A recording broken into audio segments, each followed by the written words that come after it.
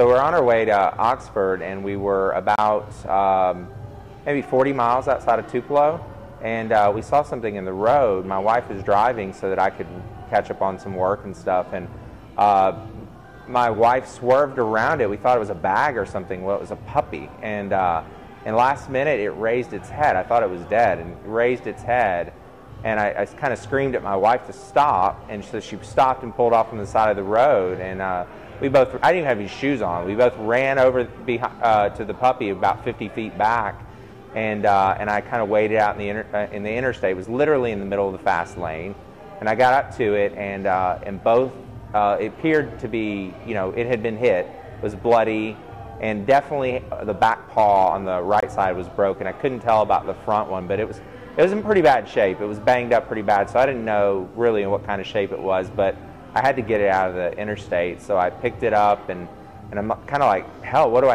I do? I said, well, what's the prognosis of the puppy? I mean, are we talking about, are we doing all this for naught? Is she going to be able to live a decent life? And the vet said, well, yeah, I think it's actually pretty good. It doesn't look like she has any internal injuries. We won't know until we get in x-ray her, but it looks like she'll be okay. So I was thinking to myself, really, the only thing that stands in the way here is money.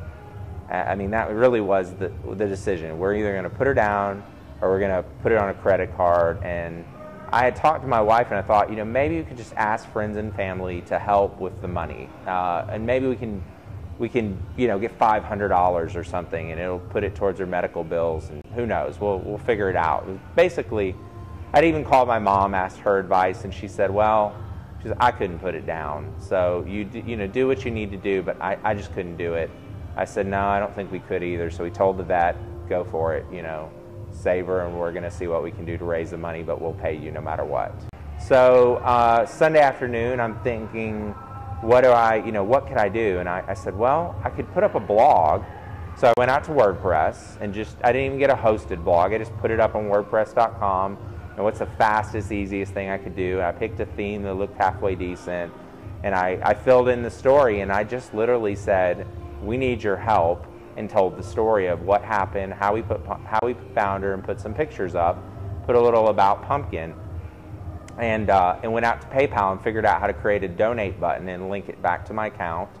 And so almost immediately, we also sent an email out. So we sent an email to about 50 direct friends and family that we knew pretty well, and thought we could send a direct email to. And you know, I have probably 500-600 people in my address book, but I wouldn't send it to everybody because I don't want to solicit and spam people.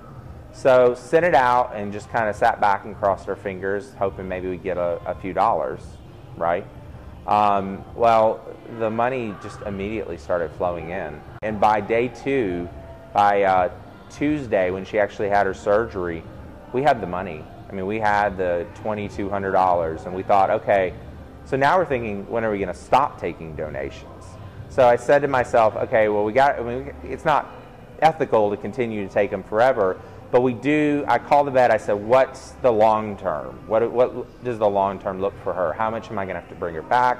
What are costs likely to be? And the vet gave me a good idea of what costs would be like, and then we kind of factored in what we were going to have to buy for her kind of special needs that we didn't have, crates and different stuff. We had donors from all across the country, San Francisco, Colorado, New York, one from London.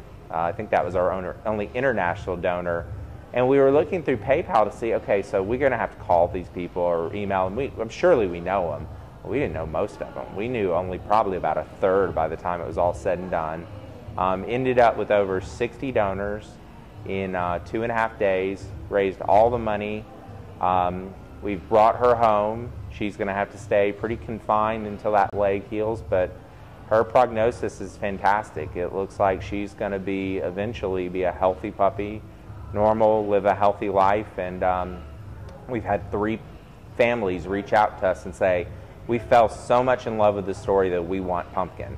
And one is from San Antonio and said, we'll come from San Antonio and get her. We have a lab, we have 2 labs. She would be perfect for our family. You know, please consider this offer. So I've reached back out to him and said, we're going to consider all the offers, but let us get her back on her feet. Let us get her back on her feet and healthy, and then we'll talk to each and every one of you and we'll figure out what's best for her, and we'll adopt her out. Do y'all have any dogs or cats? We do. Okay. We have 2 Chihuahuas. We have a 4-pounder and a 9-pounder, and then we have a cat. And so obviously we weren't really looking to get another animal. As a matter of fact, I'm always having to stop my wife from getting another dog or cat. And how did y'all come up with the name Pumpkin? So we were in Oxford, and my mom had called me. How's the dog doing? My mom's like, have you named it yet? Have you named it? And I'm like, Mom, I'm not gonna name it yet, because I mean I want to make sure she lives. Frankly, I don't want to get too attached. And so I was sitting there talking to my wife, and I said, what would we name it? And my wife goes, I don't know. What do you think? And I went, how about Pumpkin? And my wife goes, that's not bad. I said, well, it's Halloween tomorrow, so we found her near Halloween. Why don't we name her Pumpkin? And then we had a bunch of suggestions, and I don't know. I felt like Pumpkin was the right name, so I told my wife. I said, I really want to name her Pumpkin. I think that's a good name for her. It's fitting, and I don't know. It really worked. I mean, the name works with her. How long do you expect the convalescence to be for the puppy, for her to get back on her feet? Yeah, so it's going to be 10 days till she gets her stitches or sutures out, and then it's going to be a month till she gets follow-up x-rays, and then it's going to be 2 months before they'll even consider taking the pins out of her leg.